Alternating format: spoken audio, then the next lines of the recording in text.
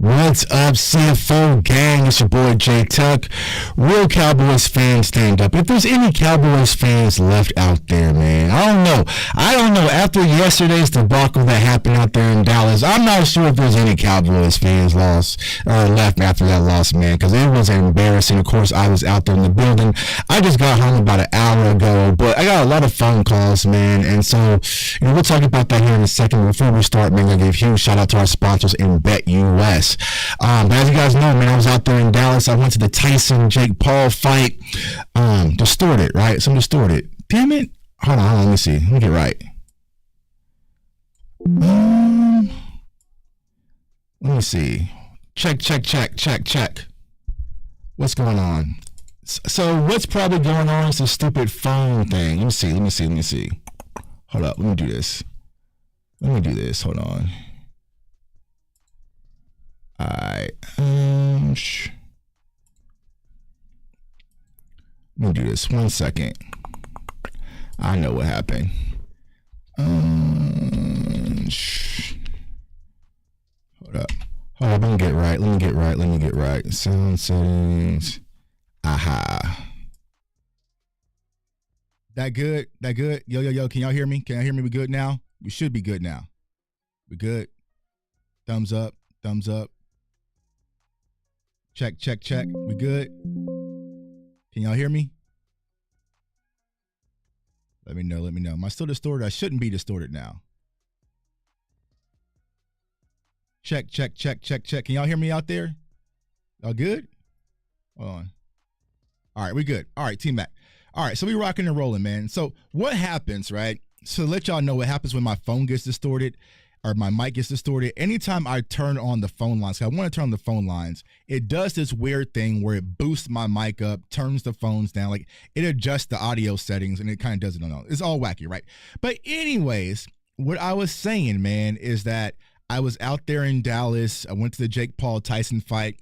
I enjoyed it, right? I know some of you may have been sitting at home, maybe didn't like the fight. I had a good time out there, man. Salute to my guy Mike Tagg was in the building. Also, my guy Elton was out in the building. We had a good time at the Tyson Paul fight, man. And it was a spectacle, y'all. Like, they really put on a good event. They really did put on a good event, man. So I was out there Friday night. Saturday, went to the Dallas Mavericks game, had a good time watching my Dallas Mavericks go ahead and get the win versus San Antonio Spurs. And then yesterday, Monday Night Football versus the Houston Texans, it didn't go as well as planned, right? So I want to talk about the game first, y'all, but honestly, the reason why I'm going live, and I was kind of saying this when I was distorted, right? I just got in this morning about an hour ago, and I got so many phone calls, and people are like, yo, Tuck, man, Cowboys Nation needs you, because you guys haven't been paying attention. I've been kind of just laying low, right? I've been kind of doing some low managing, not dropping too many videos, not too much content, because I personally, this is how I do my channel, if there's not much to talk about, I don't want to just create content just for the sake of talking about it, right?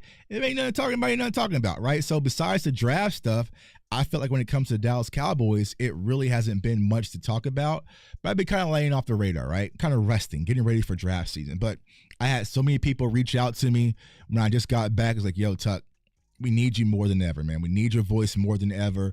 What's really going on? And I will say this, y'all. When I was out in Dallas, I spoke to a lot of people, a lot of influential people who have close relationships with the players. Some players themselves, right? So I got a lot of interesting nuggets. Now, of course, I'm not a source whore, right? I'm not going to go out and say, oh, I talked to this person, right?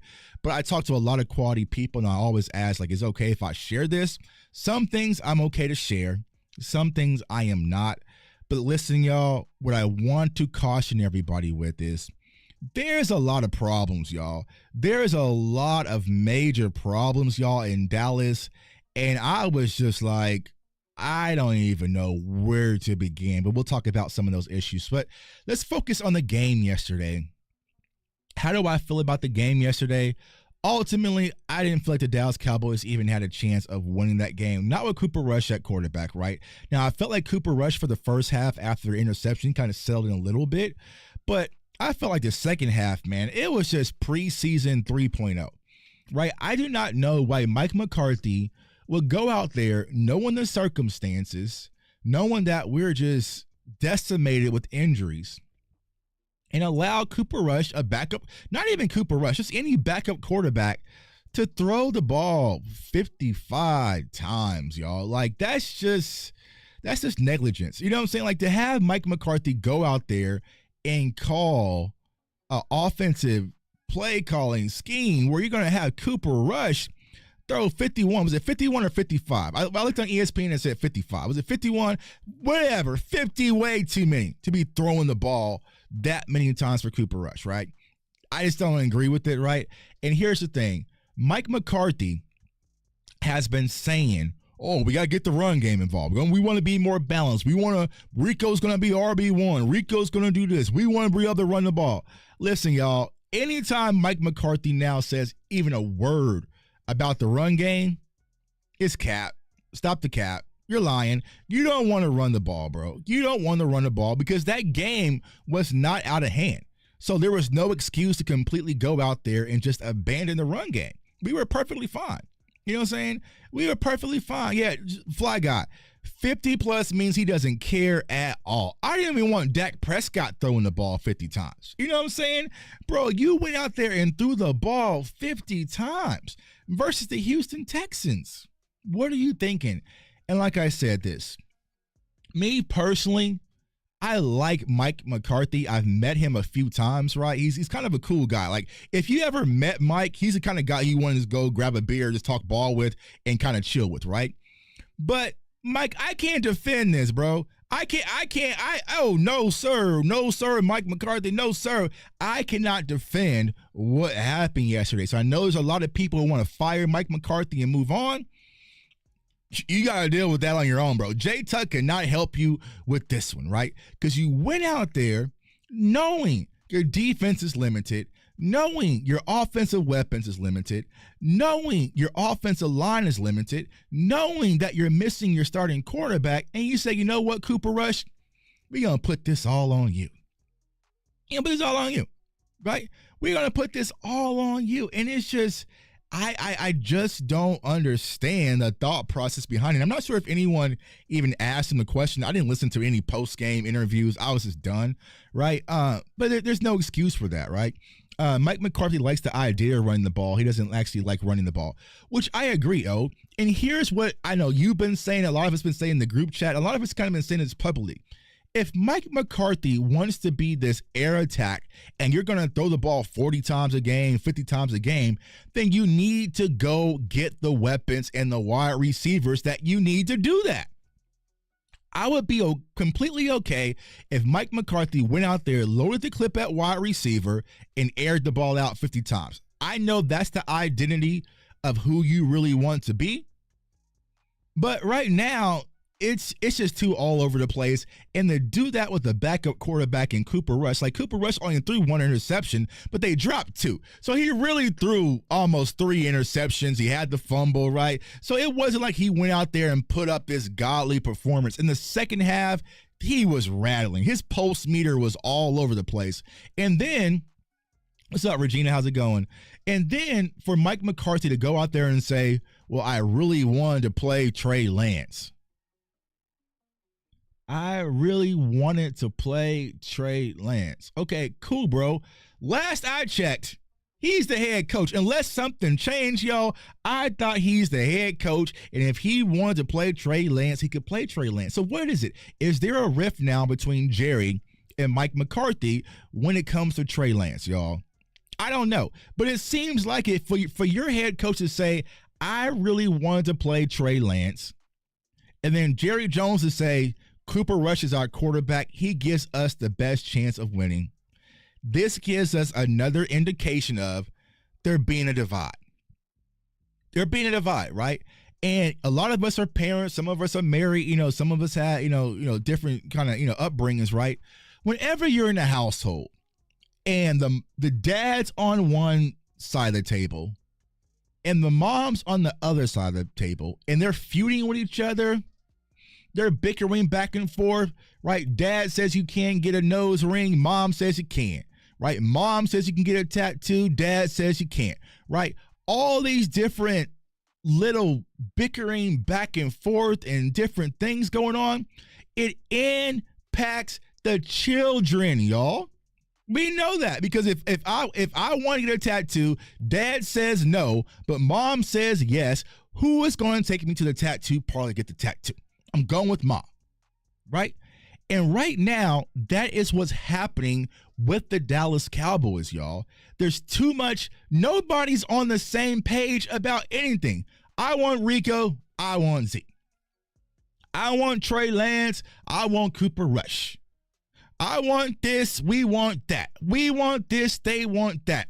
Nobody is on the same page when it comes to anything, when it comes to the Dallas Cowboys. The players not on the same page. The staff is not on the same page. Your ownership is not on the same page. Everybody is moving to the beat of their own drum, and this is why we are getting the results that we're getting. I'm going to do this. Well, you going to do that. Well, I'm going to do that. Nobody's moving on the same accord, right? So I want to bring this tidbit that I got while I was in Dallas, right? And I'm not going to give out any names, right? We all know when the Dallas Cowboys have a home game, right? The players, they get to stay at home. The older players like the Dak Prescotts, the CeeDee Lambs, like they get to stay at home and they drive their own cars to the stadium. They get to walk the blue carpet. They park their cars. They have valet. You know, it's the whole spectacle, right? They're the only team that does that, right? The Kansas City Chiefs, they all stay at a hotel, even at home games. They all take the bus together at Arrowhead. Like, you know, a lot of teams around the NFL does that, right?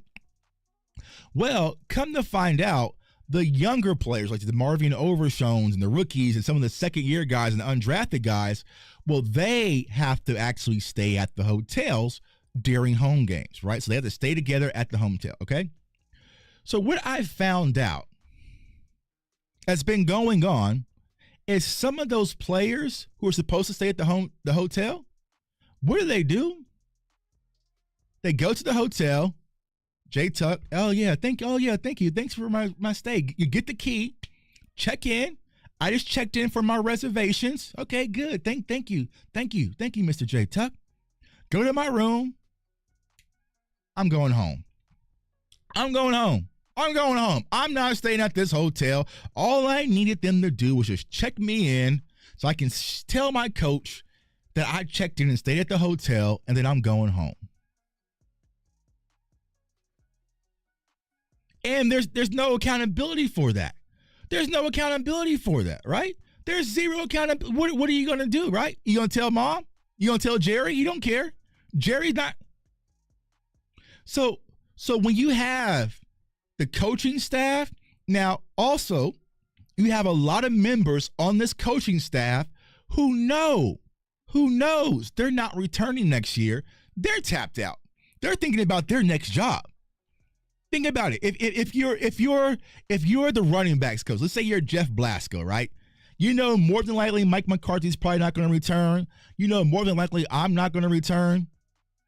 You're probably focused on what's my next move. Do I need to move my kids? Do I need to?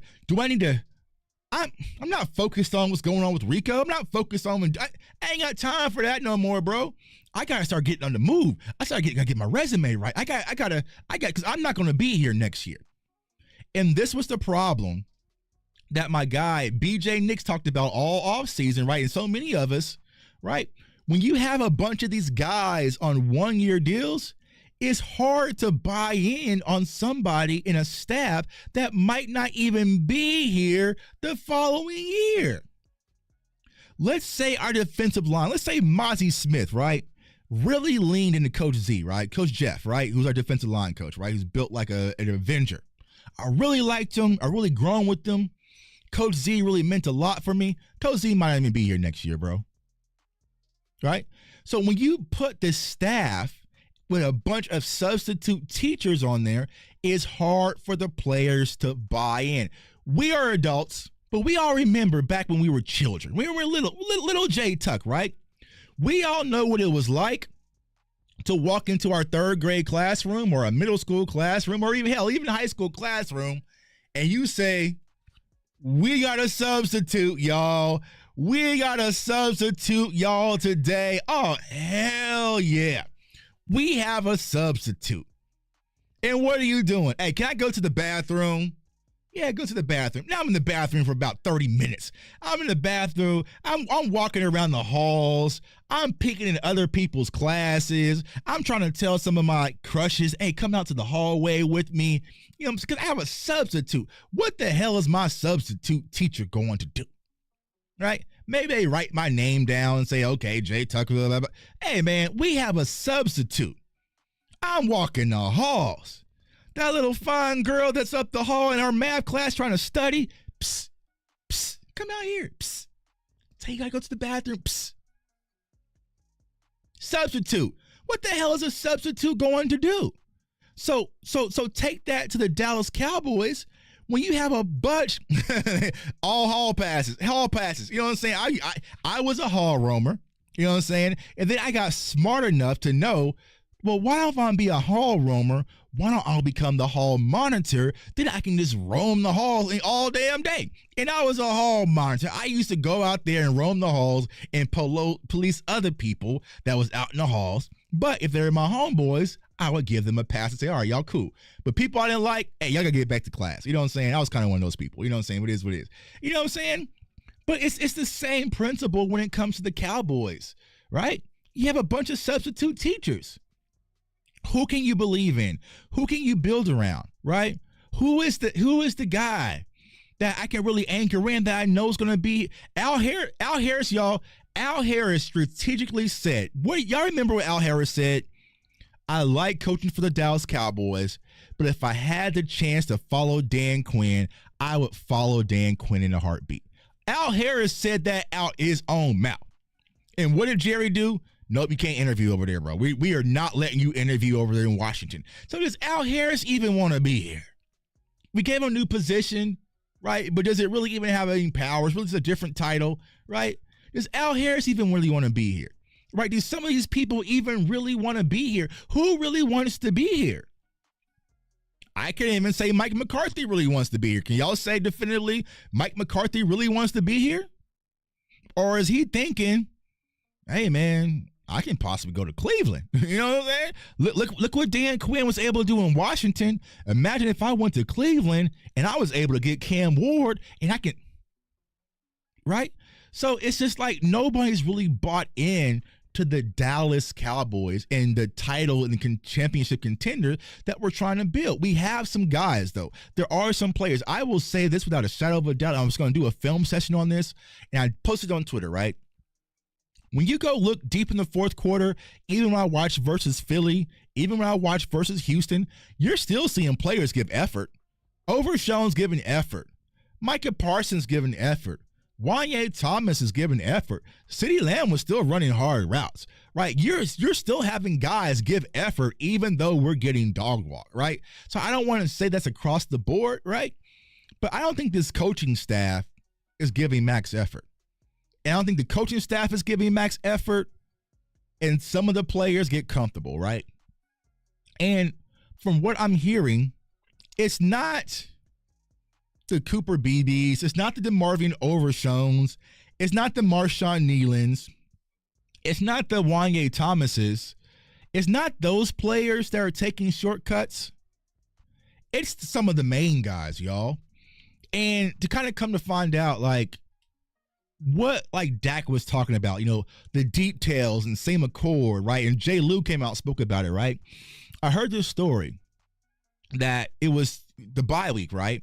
And so what happens is, right, you're on bye week, right? But you still got to work, right? You still got to watch your film. You got to do your workouts. You got to do all that stuff, right? Well, there was a cluster of Cowboys players who didn't know.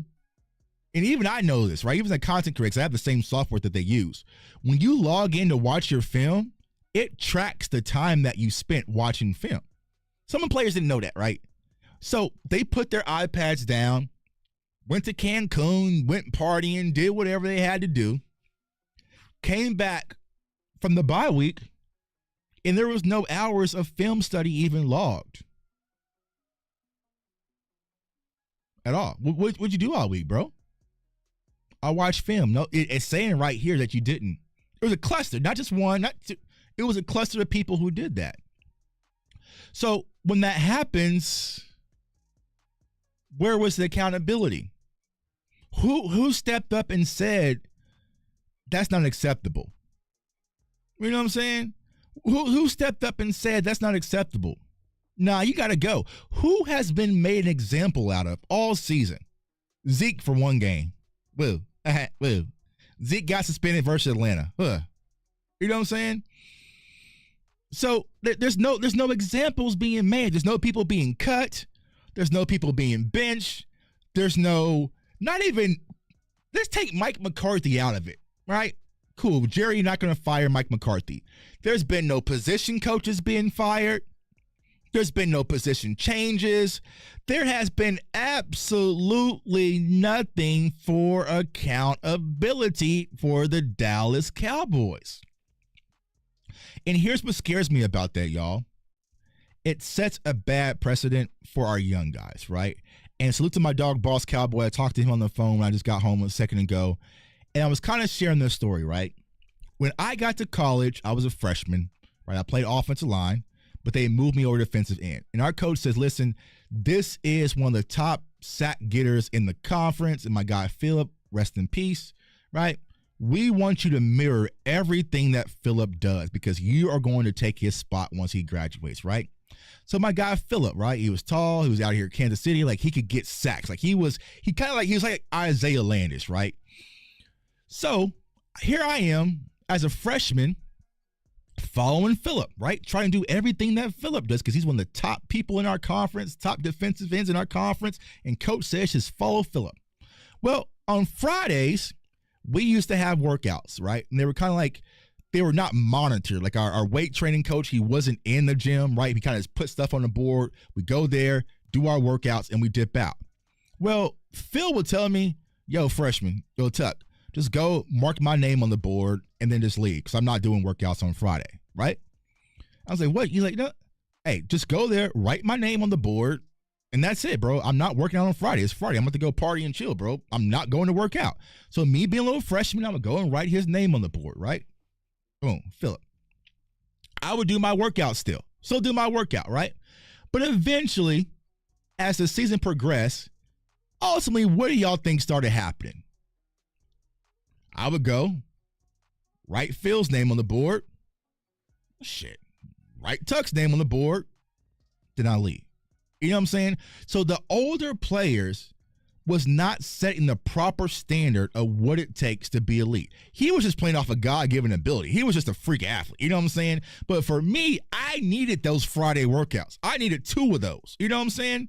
But it's the same thing that happens with the Dallas Cowboys. So if you have older players, older veterans who are not showing up, older players who are skipping film sessions, older players who are just kind of doing things their own way and being selfish, and older players combating with the coaching staff, and older players, they're setting a bad impression for the younger players of how things are done in Dallas.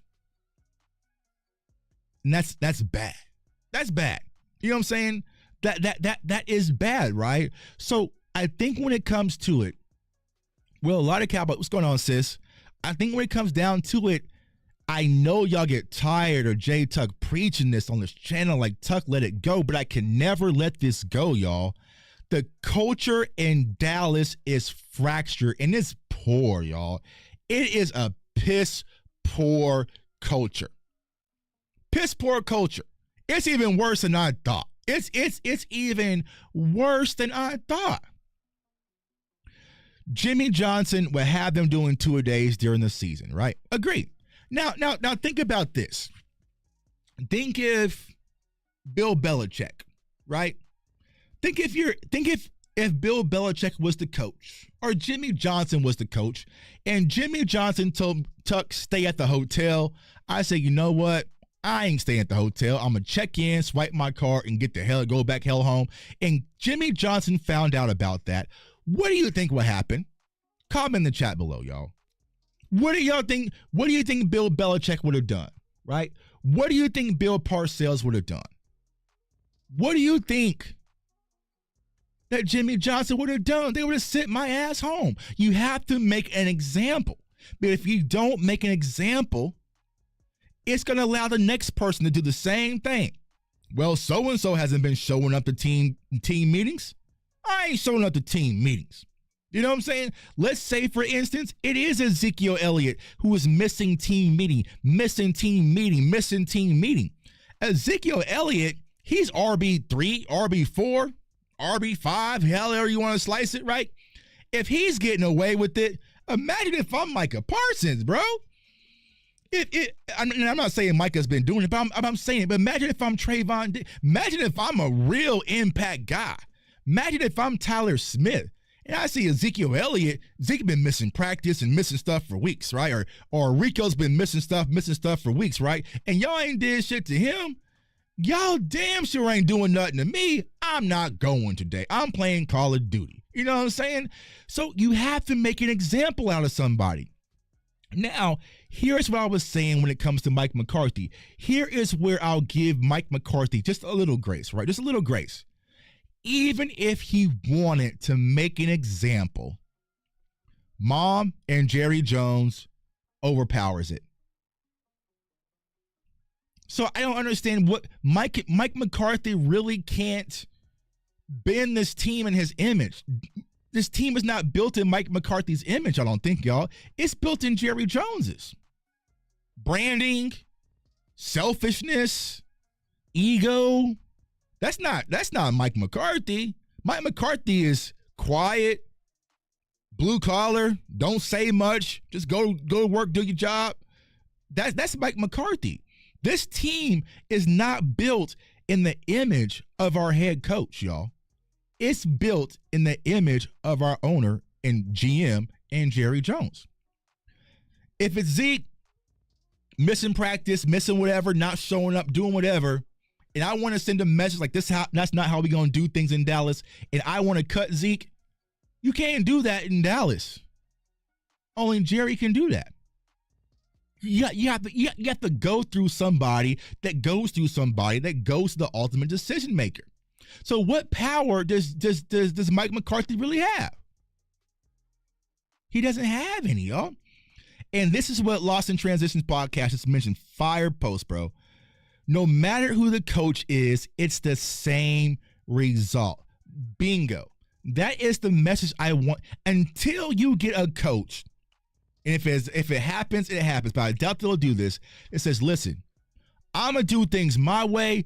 Jerry, you get the hell up out the kitchen and just go be rich. That's it.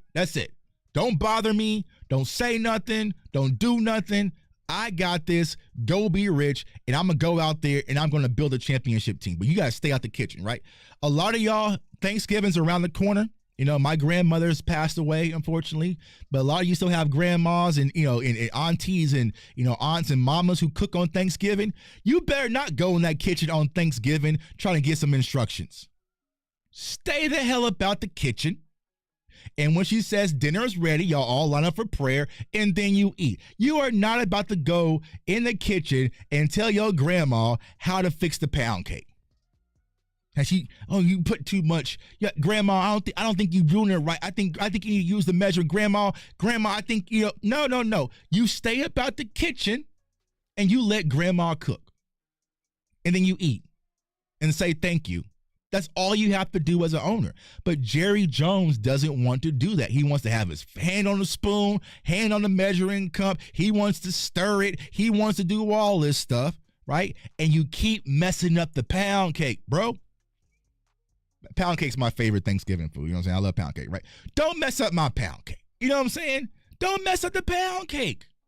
Get the hell up out the kitchen. Let Grandma cook it, right? So whether it's a Mike Vrabel, whether it's a Ben Johnson, whether it's a Bobby Slowick who put another performance against us, no matter who it is, as long as Jerry comes into the kitchen and continues to grab a spoon, y'all, he's going to constantly mess up the pound cake, y'all.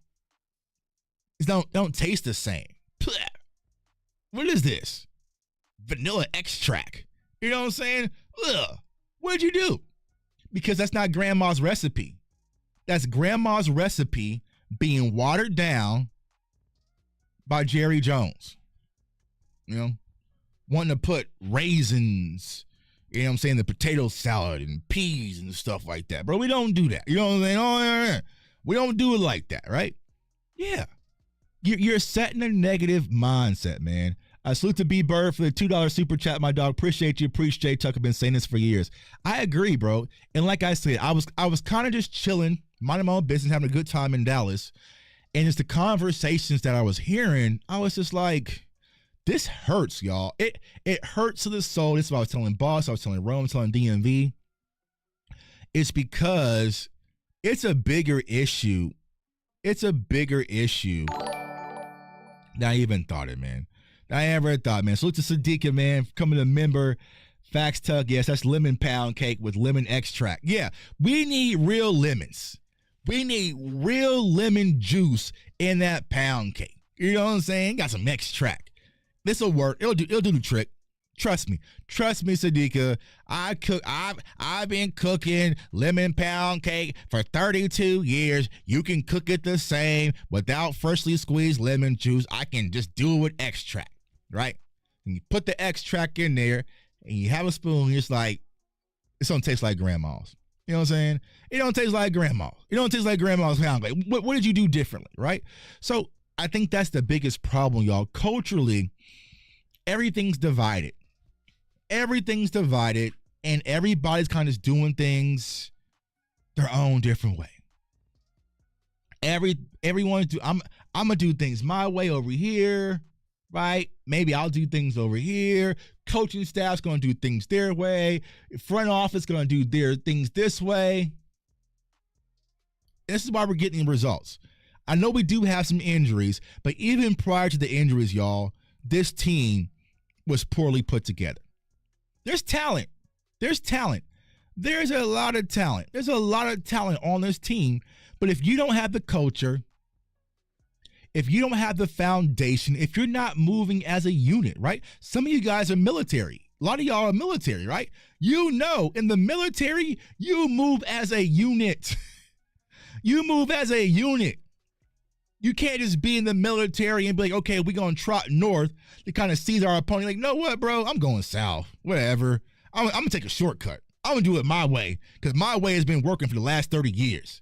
Like, nah. They don't move as a unit. You're right, Reggie. They don't move as one. And it's because we don't have an identity. We don't have a culture. We don't know what to follow. We don't know what to follow, who to follow. Now, I think that Dak is kind of that guy who kind of just does things the right way. But let's say I'm a young guy, right? Let's just say I'm a rookie, right? And I come in, I see Dak Prescott working hard, coming in, first person in, last person out. Dak Prescott going to voluntary camps. Dak Prescott going to mandatory camps. Dak Prescott doing all the right things, saying all the right things. And that's the way. That's the influence. That is the person that I should try to build around and try to be just like Dak, right? That's the mentorship, right? And I sit back and think that, damn, Dak is doing all the right things, right? All the right things. Hardest worker, leadership, doesn't get in trouble, right? Comes in, and look how this organization treats him as the quarterback, the face of the franchise, the one they put on billboards everywhere. They treat him bad. They talk about him dirty. They say that this offense is better under Cooper Rush. They throw jabs at him. They make him hold out. They franchise tag him twice. They don't reward that kind of leadership.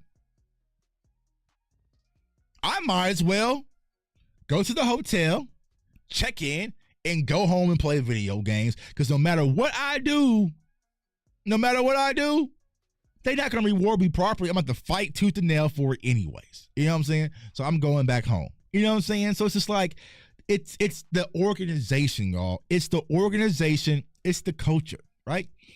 I see a lot of people, post it, even though he has a lot of us blocked. Dalton Schultz posted, we're the best team in Texas. Some water, I don't know if it's a TikTok or whatever, right? Why is Dalton Schultz so excited to beat the Cowboys? What do we do to you, bro? What do we do to you? What did we do to Dalton Schultz? Why are you so about getting your get back on the Cowboys? We didn't do nothing to you, bro. You franchise tagging when we honestly shouldn't have, right? I think that these players realize this culture is weird.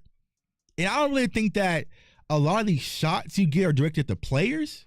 You know what I'm saying? It's directed at the organization. It's directed at our organization. It's Jerry and Stephen Jones in our culture, y'all. And I don't know, y'all. I was talking to Rome about this the other day, and also, like I said, Boss. And I see someone said, see y'all during the draft. I don't know if there's a draft pick that can fix it. I don't know. I like with this draft, right? It would be lovely to get Travis Hunter. It would be lovely to get T-Mac. But you bring him in this culture, you jeopardize it. You jeopardize it and you ruin it. So I don't know. Like right now, y'all, my car isn't starting, right? My car isn't starting. So I think, take an Uber from the airport, right? Now, me hopefully, I think it's just my battery. I didn't replace my battery. It's like 7 years old. I probably get a new battery, right? Get a new battery. Okay, cool, right? But if I go to the shop and they're saying, actually, man, it's your motor, your engine, you know what I'm saying? Also, your tires are bad. You got to buy new tires. It's going to cost you almost like $7,000 to get this fixed. I'm going to be like, man, I don't know. I might just go buy me a brand new car, right?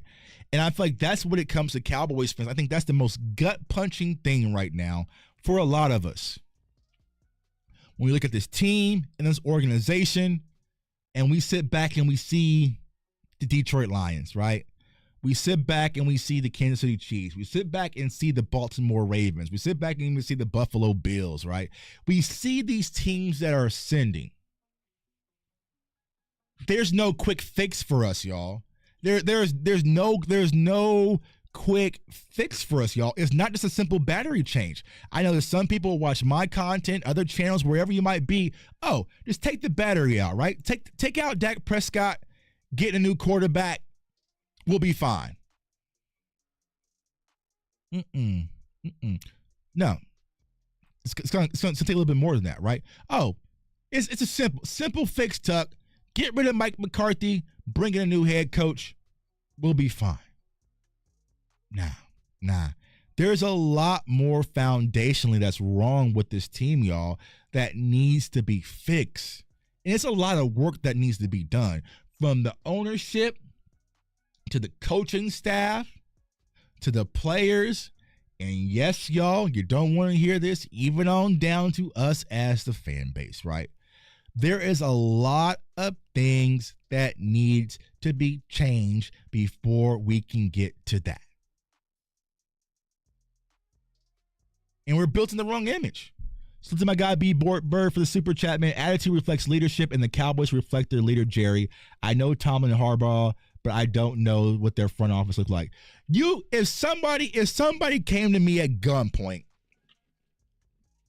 bang, give me your money, Tuck, or tell me who is the owner of the Chargers, y'all will be having in memory t-shirts of J-Tuck. I have no clue who the owner of the Chargers is, bro. Do y'all know who the owner of the Chargers is?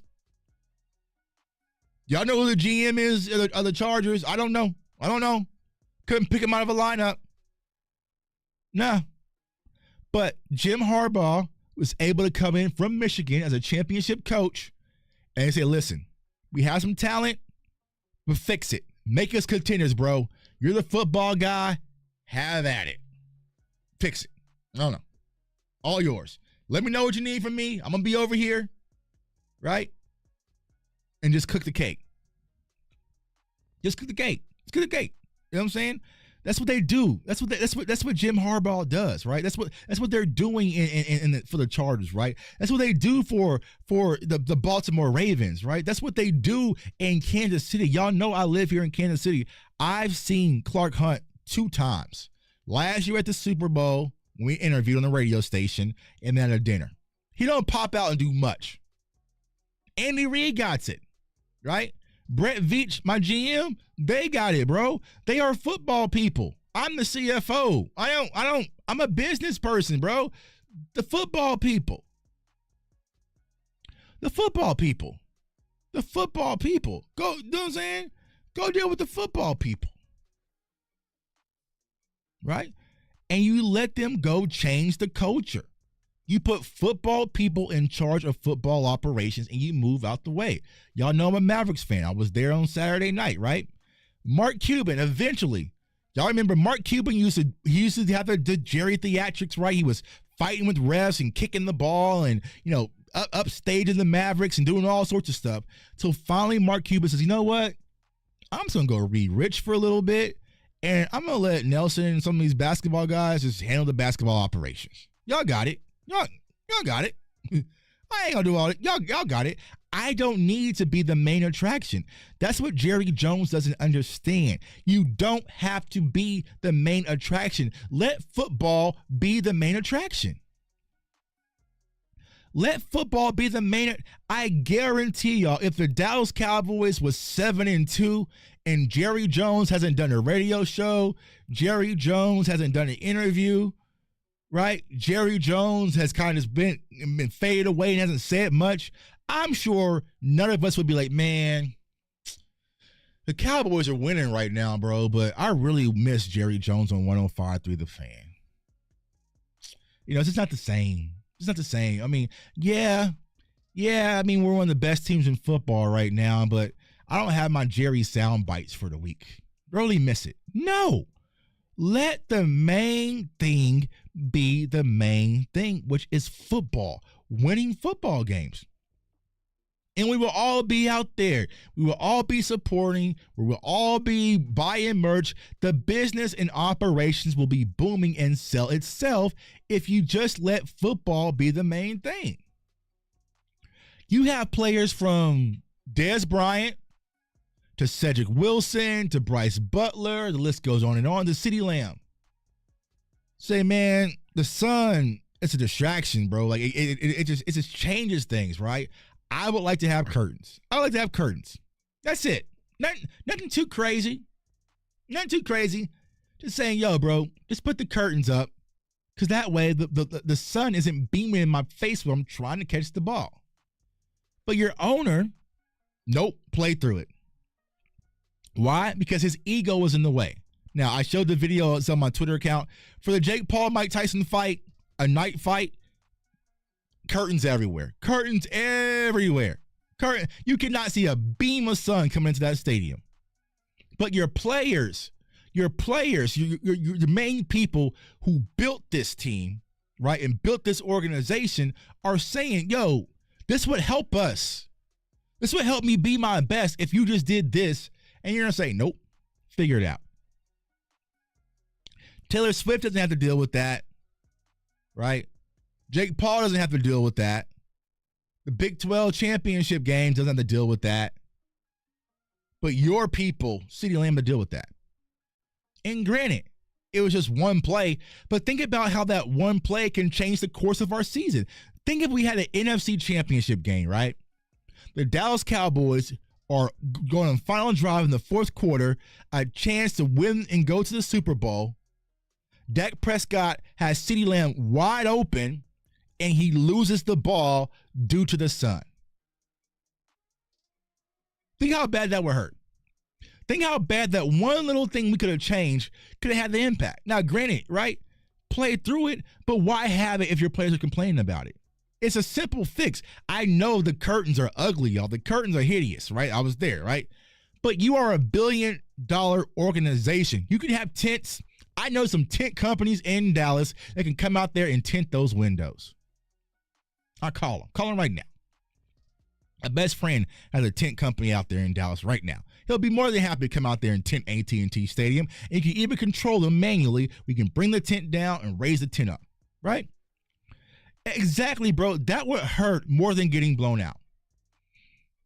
Here we are playing against San Francisco, playing against Green Bay, down by 3.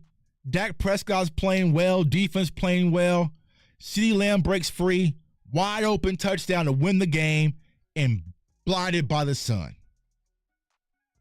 And he's trying to, because your owner and his ego. That's the problem, right? Owner, ego. That's why we have this Ezekiel Elliott, Rico Dowdle, whatever it is. Owner, ego. That's why we burnt the 4th round pick for Trey Lance, who still isn't getting any reps, even though our season's pretty much over. Like, when is Jerry ever going to say, I messed up, I'm sorry, my bad, I was wrong about that, I should have went a different way? He doesn't do that.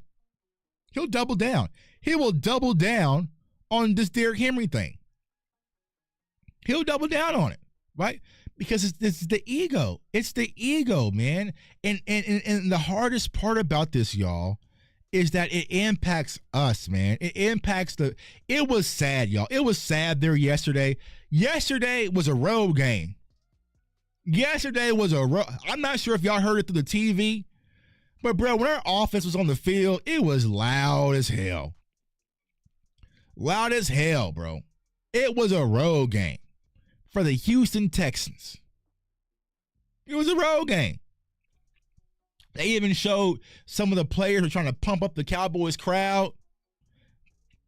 Cowboys fans ain't do nothing. They were like, bro, what's going on? It was a road game.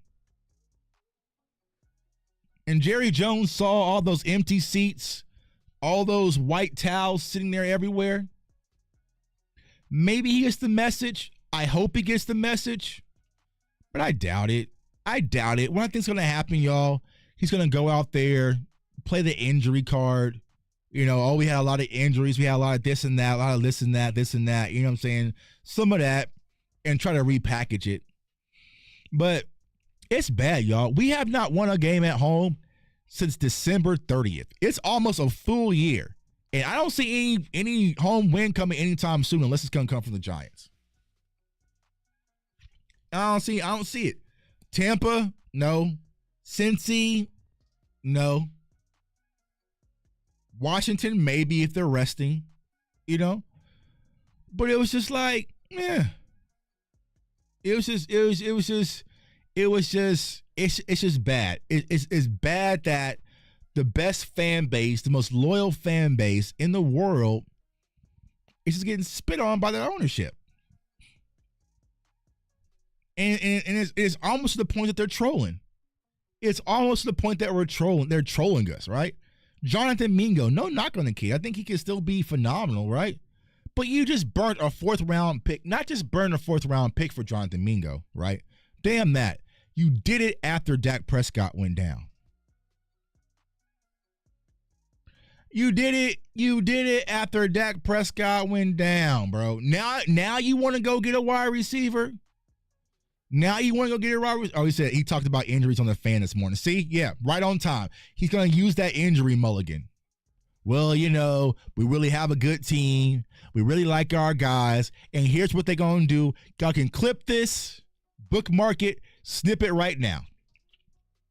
What they're going to do, and y'all know. Yo, you know what's coming. The guys that we're getting back from injury next year will be considered as free agent acquisitions. Well, you know, we didn't have to go get a defensive end because we're getting Sam Williams back. Well, you know, we don't need to go get a corner. Why? Because we got Jerron Bland back. You know, they're going to play that game.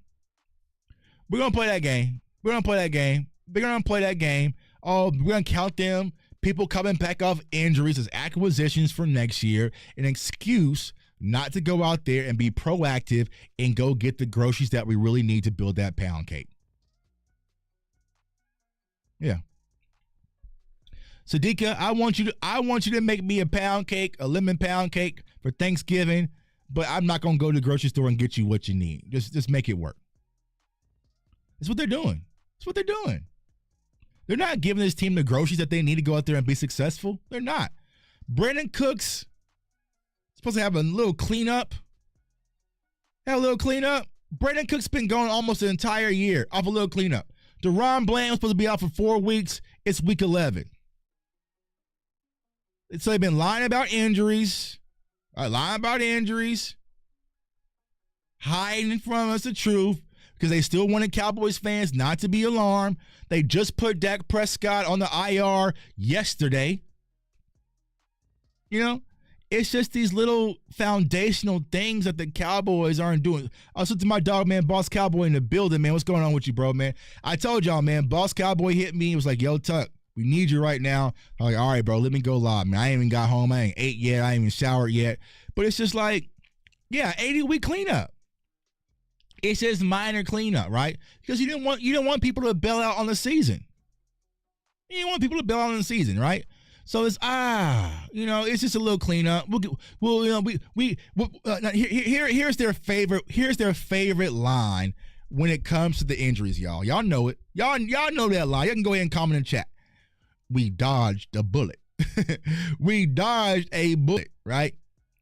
We dodged a bullet. We dodged a bullet. We thought Jerron Bland's going to be out longer. Come to find out, he's only going to be out 4 weeks. We dodged a bullet. No, you got hit. You got shot with that bullet, bro. You didn't dodge no bullet when it came to Jerron Bland. You know? Oh, yeah. You know. Brandon Cooks went down.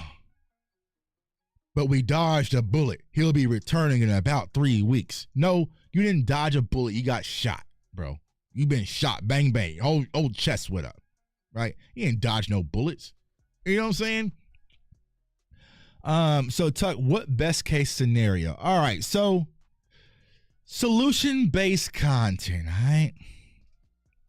right? Season ticket holders need to sell all their tickets to ops. So before we transition, yeah, a lot of season ticket holders did. Hell, I sold mine before the season. The only reason I went to the Texans game is because I couldn't sell the tickets because I was going to take an L. So I was already going there for the Tyson fight. I was already going there for the Mavs game. So I was like, I might as well just go to the Houston Texans game. I probably won't be back for another Cowboys game, right? I might be back for the Bengals, and that's only because I'll be covering the Big 12 Conference Championship game, and that's the same week. So I might just stay till Monday, or I might just hop my ass back on a plane Saturday and fly back home after, right?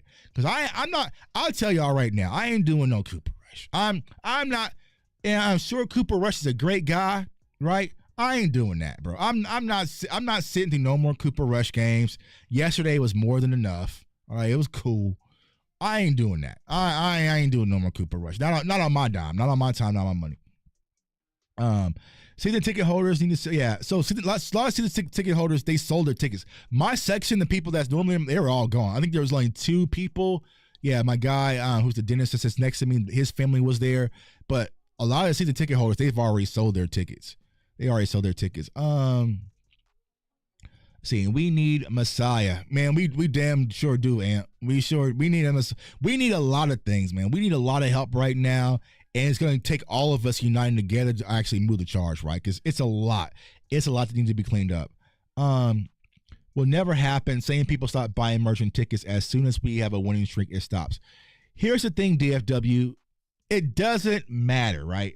And I've explained this 1,000 times. I got this yesterday, right? Tuck, you're supposed to be boycotting, but here you are still going to Cowboys games. All right, cool. Yep, you got me. You got me, bro. J Tuck still went to the Cowboys game. I had a Cowboy reader. Actually, I had 2 Cowboy readers, and I also had a vodka and Sprite, and I also had a few shots, right? So all that money went to Jerry, right? But y'all still sit at home and watch the game as well. That generates multi-millions of dollars, billions of dollars of ad revenue that still goes back to the Cowboys. So damned if you do, damned if you don't. The only way to true boycott is not watch at all. And a lot of us aren't strong enough to have that kind of impact, y'all. Because like I said, even if we don't go, J Tuck does not go to a Cowboys game ever again. I'm done with it. I'm not going. There will be a Houston Texans fan. There will be a Bengals fan. There'll be a Eagles fan. There'll be whoever sitting in my seats happily. Listen, y'all do not understand. Like, it's crazy. And I should have filmed it, but I was so tired yesterday. People get so excited to beat the Dallas Cowboys. It means the world to them, y'all. It's almost it's weird. There was a Houston Texans fan. He actually wasn't sitting in my section, but since it cleared out, he kind of came down, right? So he kind of came down from the upper deck. He came down because I think his girlfriend was sitting like in front of me. So he came down like fourth quarter, and he was just talking to all Cowboys fans, this and that, right? So he comes down because his girl was sitting in front of me, and he sits right next to me. So he wanted to do the taunting stuff to me, and I just told him straight up, like, listen, bro, like, enjoy your victory, but I'm just not with all that shit. You know what I'm saying? Like, just, you know what I'm saying? Like, oh, man. I was like, what does this mean to you, bro? He's like, man, we beating the Dallas Cowboys. I'm like, well, okay, so what does that mean? Like, what does it mean that you're beating the Dallas Cowboys? He was like, we run Texas. I was like, how? He was like, because we beating y'all. I'm like, okay, bro, but what does that mean? Because when we beat y'all in 2022, we wouldn't feel like we run. When we beat the Texans in 2022, y'all know what I did after that game? I went home, my mama cooked chicken, and I went to sleep. I ain't go. Y'all probably can't even find it.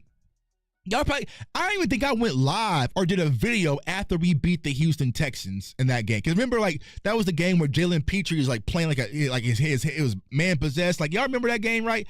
I don't even think I even dropped a video on beating the Houston Texans. Bro, they had the parking lot jumping out there. They had a DJ playing Houston music. It was just like a big spectacle.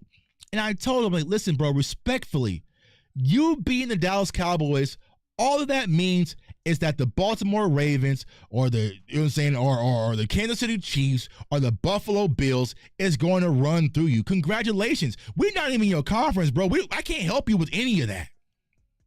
We're not a division rival.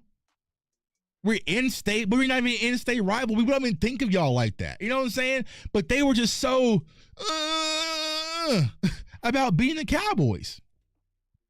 It means the world to a lot of these fan bases every Sunday, y'all. So for those people, they go out there and they're going to buy tickets because they want to prance around and dance around AT&T Stadium. Y'all, fellas, here was the real battle, right? Here was the real battle that happened on AT&T Stadium yesterday. I kind of telling my mom about it. It's kind of funny, right? The real battle that happened at AT&T Stadium that was bigger than the game, it was the Houston Instagram models versus the Dallas Instagram models. That was that. You know what I'm saying? Because, like, where I was at, man, everybody wants to line up by the field and get their photos, and you would see girls in the Texans stuff. Yeah, get their photos. Then you see the Cowboys girls come up. Like, that was the real battle. You know what I'm saying? But it means so much to these people. It means so much to the Saints. It means so much to the Packers. It means so much. It means so much for everyone to beat the Cowboys. But what these fan bases don't understand is, since it means that much to you guys, it proves why Cowboys fans get the right to act the way that we do. Just like someone said, it's their Super Bowl. It's your Super Bowl, bro. That's all you care. Bro, right? Y'all say it on Twitter right now. Washington fans are like, I don't care about the injuries. We need to beat Dallas. I'm so ready to beat Dallas and blow Dallas out. Okay, who cares, bro? Yeah, well, that was a hell of a good battle. That was a hell of a good battle. That was a battle of the you know what I'm saying, of the best. But yeah, it just means so much to these people to beat the Dallas Cowboys. And I'm just like, we don't get nothing from it, right? We don't get nothing from it, right? So when you are what people are aiming for, and this is a team who hasn't won a Super Bowl in so long, right? This is an accident waiting to happen. This is they can't even get to an NFC championship. This is a Dak Prescott always chokes in the big moment, that Jerry Jones this and the Cowboys suck and this and that and that. Then why does it mean so much to beat us? I don't understand it. If we are a joke, if we are chokers, if we are this, if we are that, why does it mean so much to you to beat us, bro? You don't see me gearing up like, oh man, I don't give a damn, y'all. I'm going out to when the Cowboys play the Carolina Panthers because we gotta smoke them. I can't. What it is is that we are the popular kids at the school table. And everyone just wants a piece of us. But it doesn't matter because at the end of the day, y'all, we are still the popular kids at the school table. Right? Even as a little Cowboys content creator, right? Y'all see so many people come at me, right? Come at others, my colleagues, right? Because I can go live right now. We have over 400 people watching. Now you want to come at J Tuck. Because coming at J Tuck and proving J Tuck wrong means so much to you. But me cooking you, it means absolutely little to me, right? They just want that. They just want that. So when I say a boycott won't work, y'all, it's because everybody just wants to come to Dallas just to either see the Cowboys, beat the Cowboys, lose to the Cowboys, whatever. And that's just how it goes. And Jerry is going to get green monetary value from it regardless, y'all. Regardless, y'all. Yeah. Well, yeah, Willie T. Because some teams don't get on prime time unless we do it, right? Like case in point, we just saw it Friday night. Jake Paul is an amateur boxer from the Disney Channel, y'all. That building at AT&T Stadium was sold out, more than Errol Spence, more than Crawford, right? It was sold out. There was people everywhere because they just wanted to see Jake Paul lose. A lot of y'all, some people bet on Mike Tyson. They just wanted to see Jake Paul, who was so popular, so talked about, lose. It didn't happen. You know what I'm saying? But that's what it is. It's just like, yeah. And so he's able, that hatred, that jealousy, that whatever that you have towards Jake Paul, he's able to fuel that and monetize it. Floyd Mayweather did it. So many people pay top dollar just to see Floyd Mayweather lose. Now, unlike Floyd Mayweather, the Cowboys actually give people that satisfaction. But, I mean, is it really something to be excited about? Okay, we blew out the Cowboys. We went to AT&T. Yeah, I'm a Houston Texans fan. We went to AT&T Stadium and blew out the Cowboys. Okay, cool, bro. So did the Saints. All right. So did the Eagles. So did the Packers. Keep it going. Right. So you ain't doing nothing new. You ain't come to AT&T Stadium and beat the Cowboys at their best and blow them out. Nah. You call them a Cooper Rush. You call them a Cooper Rush and Ryan Flournoy. I like Ryan. Right? Yeah, that's when you beat them, bro. So beat on your chest like King Kong. I get it. It means a lot for you, but you know better. You know you didn't beat them at their strong point. The Saints can brag. The Ravens can brag. Lions, you can't. Right? Eagles, you can't. Texas, you damn sure can't. Right? So cut the cap, bro. Let's just be honest. If I went out there and we beat the Lakers with no LeBron James or no Anthony Davis, I mean, yeah, I can brag and say we beat the Lakers, but you ain't beat the Lakers. You beat the Lakers. You ain't beat the Cowboys. You beat the Cowboys. But they get so excited. They get so, Houston, Texans, Houston, Texans, Houston, Texans. Congratulations, bro. Like LeBron James said, at the end of the day, you have to go back to your same lies. The same, you still gotta wake up and be a Houston Texans fan, bro. At the end of the day, I can wake up, I can put these stars on, I'm good to go. I'm a Dallas Cowboys fan. I'm good to go. You have to wake up and still be a Houston Texans fan. You still have to wake up and be a Detroit Lions fan. No one cares about you, bro. You went out there, Houston Texans, and embarrassed the Dallas Cowboys. What is everybody talking about the Dallas Cowboys? Every show, still talking about us. And that's how Jerry wins. That's why Jerry's undefeated. That's because no matter what, you want to see him win or you want to see him lose, but he's going to keep y'all engaged, man. So Mike McCarthy's doing a hell of a job losing. That's the best thing for the Dallas Cowboys. I mean, here's the kind of thing, y'all.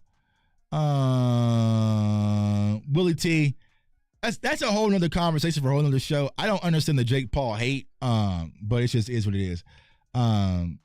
So horrible season. Look forward to your draft preview shows. We got a lot of draft bangers coming up. I'm rested and reloaded. Y'all, we got a lot of draft bangers. But when it comes to Team Tank, right? Me personally, I've been preaching this to y'all, right? I am not Team Tank. I am not Team go out there and lose on purpose, right? That's not my mentality.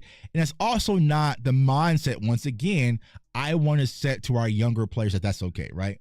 But I do believe in natural selection, that this Dallas Cowboys roster, as currently constructed, is not good enough to go out there and win a lot of quality games versus quality opponents. You know what I'm saying? So it's just like, I don't think we're going to tank per se.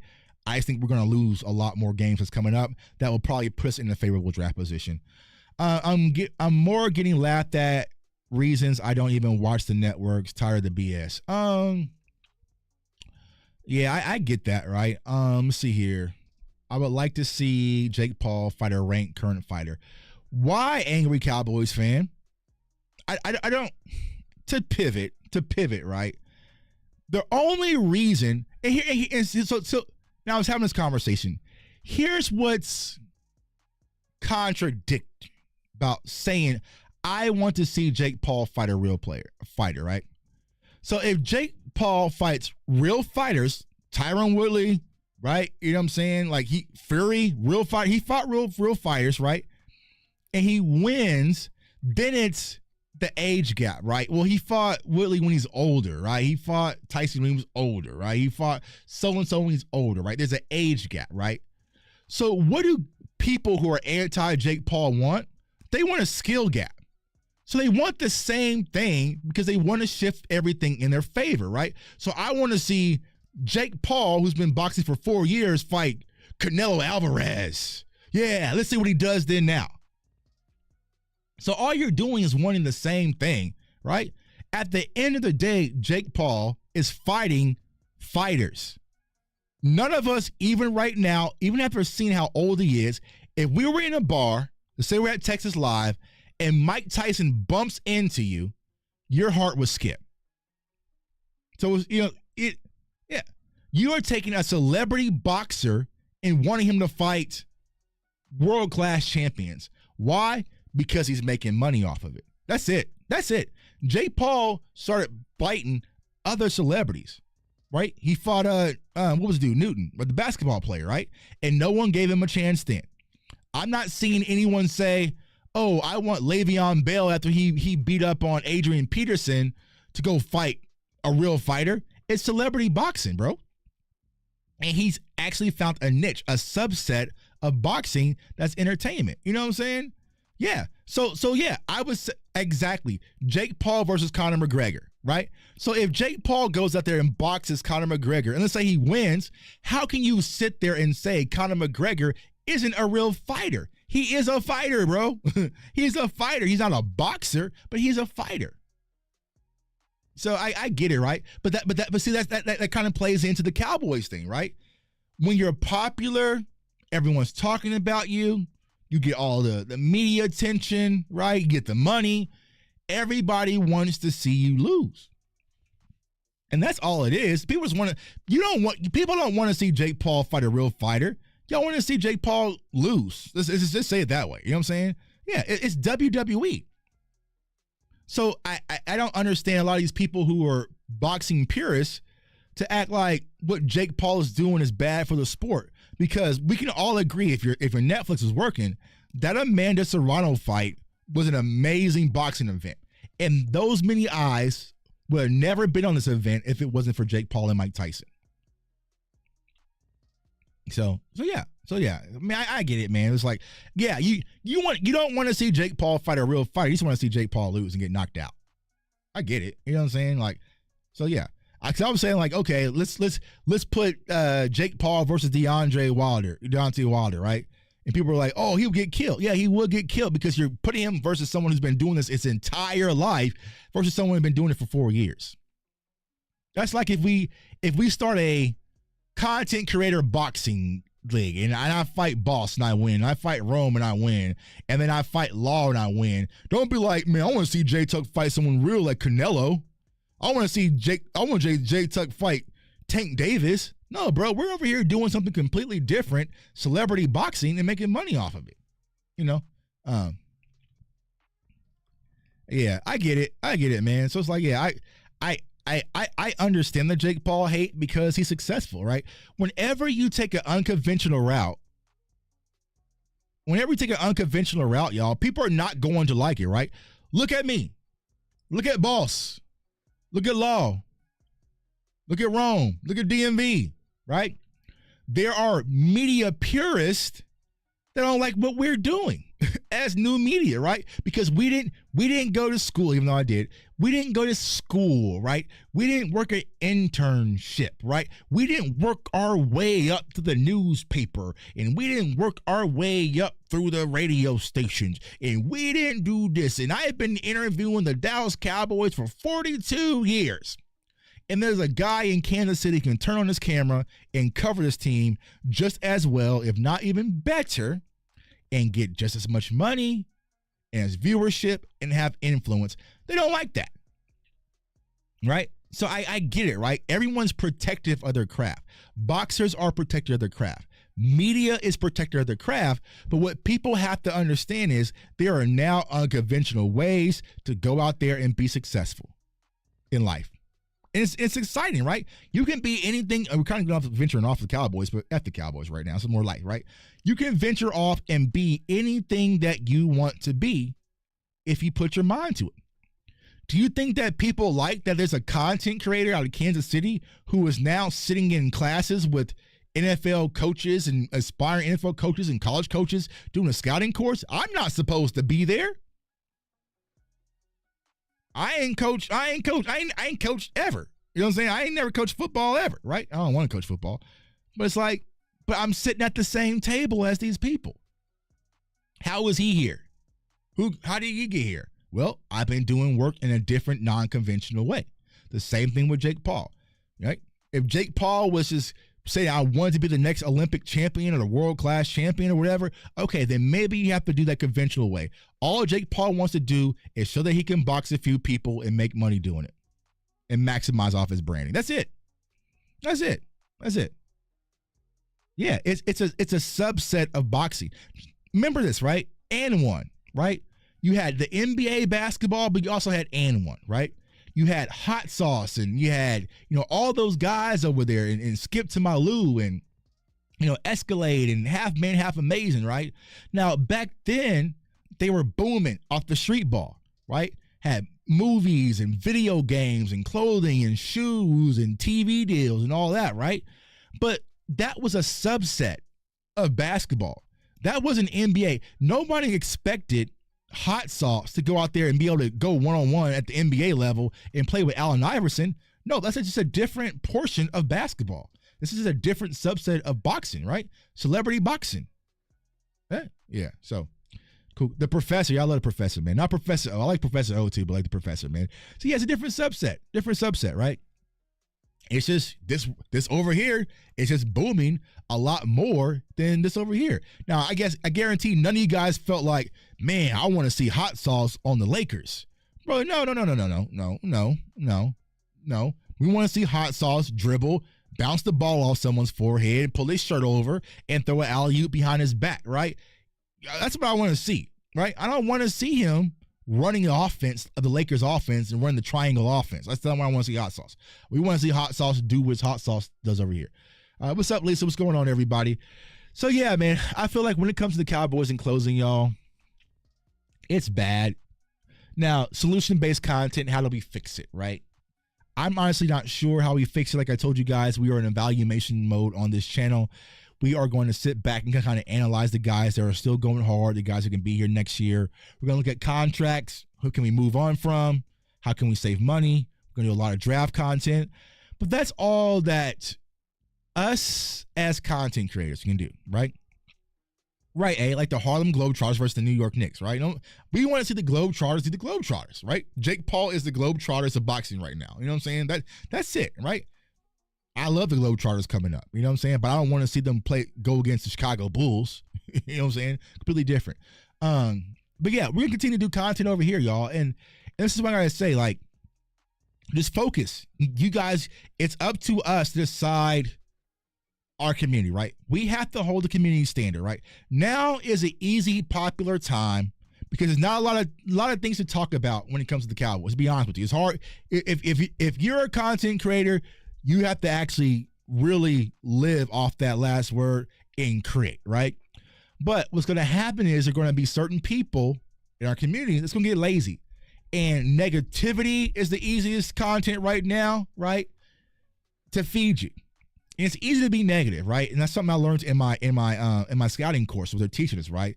It's easy to be negative. It's easy to say what a player can't do, but only the special ones and the ones who really work can tell you what a player can do, right? I can say, Mozzie can't do this. Mozzie can't do that. Mozzie can't do this. Anybody off of Twitter can tell you, Mozzie can't do this. Mozzie can't do this. Mozzie can't do this. But it takes the talented people, the people who really want to work, to showcase the things that Mozzie can do and how can you build off the good things that Mozzie can do. See what I'm saying? Right? So right now you're going to get a whole bunch of, we can't do this, we suck, we're trash, blah, blah, blah, blah, blah, blah, blah. There are some good things going on amongst all the BS that we're going on right now. How can we go out there and find solutions to build off of that? That's going to be our focus here. I know other content creators are going to do probably the same, but it's not going to be everybody. You know what I'm saying? Because it's easy to be negative, right? Cowboys suck. Fire Mike McCarthy. Fire this. Burn it down. Blah, blah, blah. Zeke's trash. Mike is gold. Blah, blah, blah. Dak sucks. Blah, blah, blah. Give you about a whole 2 months worth of content, right? That's not what I'm going to do personally. I know it's probably not what angry Cowboys fan going to do. We're going to get to the film, draft-wise and also team-wise, and say, okay, everyone's playing bad, but Chauncey Golston don't look too bad, bro. We might need to keep Chauncey Golston. Hey, offense is struggling right now, but Israel McQuarrie look good in the nickel. Israel McQuarrie look good in the nickel. Maybe that's something. That's the type of content that we're going to start doing on this channel, or continue to do on this channel, right? Find solutions, right? All the negative junk food stuff, I don't have time for it. Now, it's easy to make, right? I can make an 8-minute video about how Micah Parsons needs to be traded, kind of just toss some stuff out there, slap a title on it and thumbnail and keep it moving, right? That's not what it's really about, right? I do things with integrity, right? And y'all know I'm a Cowboys fan. I want to find solutions, and I know you guys want to find solutions as well, right? So we're going to look at possible head coaches, right? What are some of the good things that Mike McCarthy has done since being in Dallas? What are the negatives, right? Do they outweigh? Do they outweigh? You know what I'm saying? Because a lot of people act like Mike McCarthy has done zero good in Dallas. It's all been negative, right? Nah, that's easy. That's lazy. That's junk food. Anybody can do that, right? There's been a lot of positives. Dak Prescott extended last year into Mike McCarthy, right? 12-5, 12-5, 12-5. I think the players like Mike McCarthy for the most part, right? There's some things, right? So we're going to focus on that, right? And see positives, negatives. Now, let's say, for instance, the negatives are up here, positives down here. Okay, that's the whole discussion, right? But we're not just going to paint these narratives and want to have these one-sided opinions because we want to be right, right? Like, there's some people, no matter what, Zeke can't do nothing. You know what I'm saying? Zeke can't walk, he can't talk, he can't chew gum, he can't do nothing, right? And the people that are anti-Zeke for whatever reason, they gonna point that out, right? But there are some good things that Zeke does, right? Now, do they outweigh the negatives? We don't know. We'll have to line those things up, right? There are people who want good riddance to Micah Parsons. Why? I don't know. I'll call them people zombies. I'll call them zombies, right? But yeah, Mike. So Micah did get booed at the Tyson fight, which is crazy, right? We'll do that. Yeah. So now, Regina, I will say this, right? Which was kind of funny when I found out what was going on. I was like, if I'm going back to the Cowboys bye week, I watched more film than some of the players. Oh, I was pissed. You can check my logins. I was watching the film like crazy. Don't tell me that Jay Tucker's over here watching more film in the bye week than the damn players. Hell no. You know what I'm saying? Hell no. You know what I'm saying? So yeah, but it's just like, yeah, watching film for the players. I just want to, I'm saying, because these little conversation pieces are going to help us try to build this roster. Now, at the end of the day, it's up to the Cowboys to do whatever they're going to do, whatever they think is best, right? But for us, I think that's the power of our community, right? We want to be aware of everything going on. We want to find solution-based content. We want to find answers, right? And even if the Cowboys go a different route, it gives us the freedom, and the same thing for those who follow Boss, right? We can say, that ain't right. That ain't right. You know what I'm saying? When Jerry comes up and try to lie and say, we didn't have the money because we had to earmark it for Micah and do this with Trey, blah, blah, blah, blah. We can sit back and say, no, because I watched Boss go through all the numbers. It works.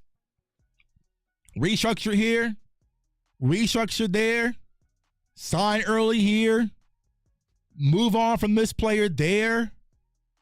We have about $75 million.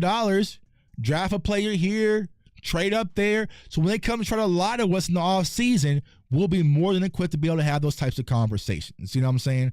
So that's what solution-based content is really about, man. Actually, you know what? I'm going to attempt to do something. I was trying to do it earlier, but I don't want to blow y'all speakers. So I am going to try to turn on the phone lines. If y'all, let y'all call in real quick. I'm going to turn the phone lines on.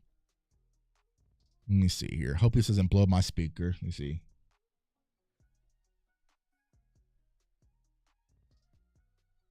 Hold up.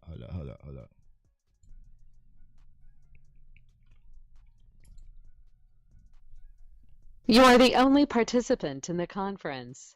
Yeah. All right, we good, y'all? We good? It was about to crank me up to level 100, 200. Actually, bring you down here. Yeah, I'm on you now. All right, we good audio-wise. All right, let me find a number. Bang, bang, bang, bang, bang, bang. All right, y'all. So go ahead and give me a call, man. We'll stay live. I'm off today. I'm chilling. Like I said, I just got in, so I'm chilling, man. 530-399-4100. Access code 506-943-943 pound. Let me go ahead and put that in the chat. Give me a call, y'all. We can talk some Cowboys content, whatever. What's that? I want to start talking to y'all more, man. I know I've been kind of super busy with everything kind of going on. So it's just like, you know what? Sometimes I just pop out and talk to your people, man. Let's see here. 506-9493 pound town. No, don't do that. But yeah, also, man, so like I said, salute to our sponsors in Bet US, man. Use that promo code U2150.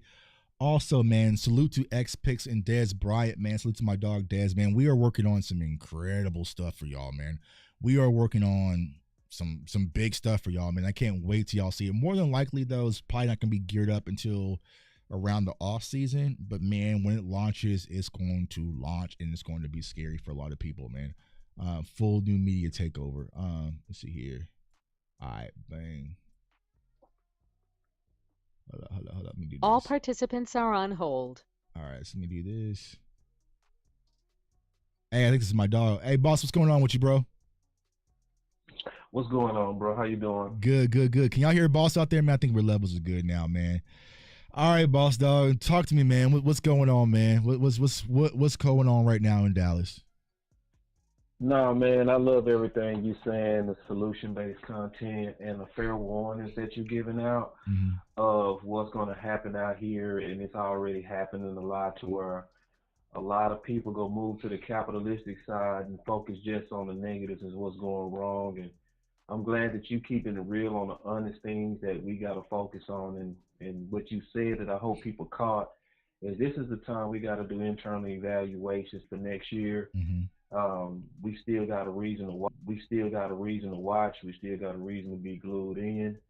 And you're just doing a good job. And you also brought up a real good point about the celebrity side of Paul. I never thought of that because I was on the side of, man, he needs to fight some real people. But you gave a real balanced analysis on how to, there's a lane for prosperity with the way he's going about it. I never thought of it as a good thought. Yeah, man. Yeah, and I know it's hard for a lot of people to accept, right? But it's like, yeah, he just found a new lane. And you got to remember, y'all, he came in on a celebrity boxing event. The first card that he came and fought on, he fought, I keep forgetting his name. Nate, what y'all know his name? Basketball dude from the Knicks, right?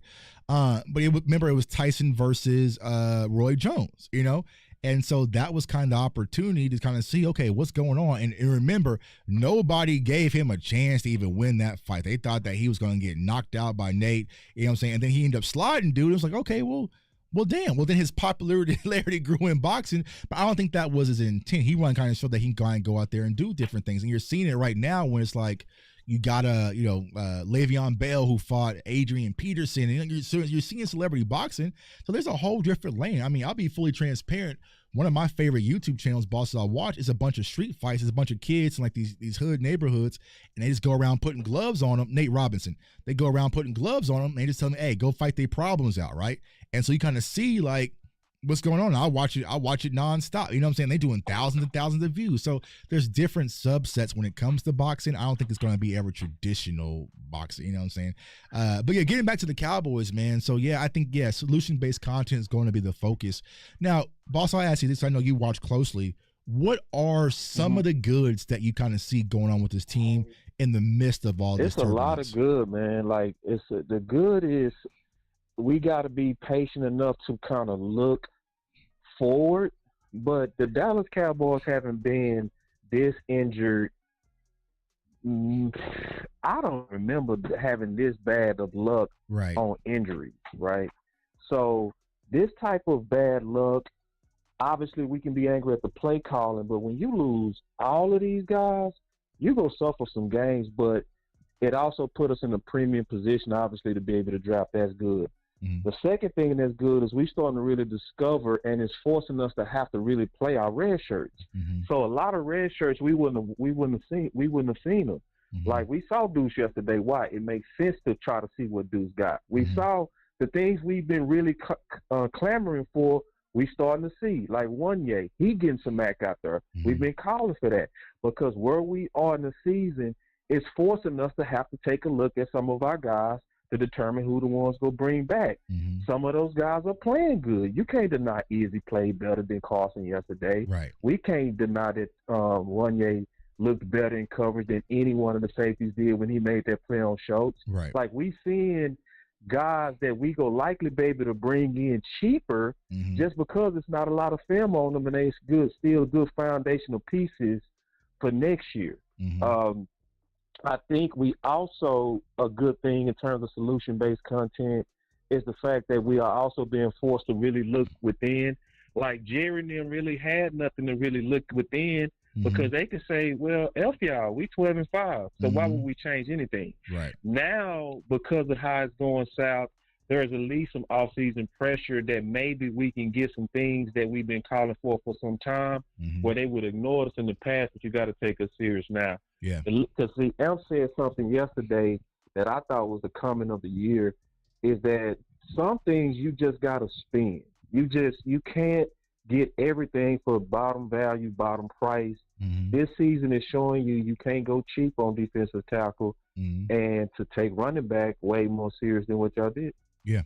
And I agree. And that's kind of been the silver lining, boss, that I've been trying to preach to my community about this season, is that I think that we were going to have a different offseason. I hope, and I'll say I hope we're going to have a different offseason, because not only have you shown that your way isn't the way, there's been a lot of criticism, but also I think the best thing that's happened this season, boss, is the spotlight has been really focused on Jerry. Because seasons past, this is trust the front office, I believe in them, and they do the right thing. Like you kind of had those people where I'm seeing people. Will McClay, I trust. Will McClay, I trust. We don't do no wrong in the draft. Like we don't fail. We never miss on offensive linemen in the first round. So a lot of people are starting to look at this team a little bit different in light. And you go to the game yesterday, there's people with bags over their heads. Fire the GM, Jerry. Like there's messages. Like, so that little movement that a lot of people that said was irrelevant that we started, it's out of our hands now. There were so many people with fire the GM signs, and I personally never seen these people in my, you know what I'm saying, but I know where it came from, right?